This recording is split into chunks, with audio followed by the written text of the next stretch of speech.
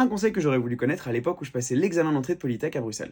Salut, je m'appelle Nikita, je suis ingénieur civil diplômé de l'école Polytechnique de Bruxelles et aujourd'hui on parle de comment rester motivé et de comment augmenter sa capacité de travail. Donc moi en fait je me suis rendu compte que quand je me fixais un objectif de travailler 8 heures par jour, au final j'en travaillais 6. Pourquoi? Parce qu'entre toutes les distractions que tu peux avoir, tu réponds à des notifs, tu vas manger un bout, tu réponds à ta mère au téléphone. Bref, t'as 1 milliard de notifs et tu te rends compte que la quantité de travail que tu t'étais fixé correspond pas vraiment à la réalité de ce que t'as travaillé. Donc pour ça j'ai eu une idée. Je me suis dit, bah tiens, et si je chronométrais le temps réel que je passe à étudier? Et donc en fait, à chaque fois que je commençais à travailler, je lançais le chrono, et à chaque fois que je faisais autre chose, j'allais prendre un café ou quoi, j'arrêtais le chrono. À la fin de la journée, ça me donnait un temps de travail réel. Je refaisais l'opération chaque jour de la semaine et à la fin, ça me donnait mon temps de travail sur la semaine. Et donc là, c'était un temps de travail qui était réel, qui était net. Une fois que j'avais ce temps de travail hebdomadaire, mon but c'était de faire un temps de travail qui soit supérieur la semaine d'après. Donc c'était un peu une manière pour moi de me challenger.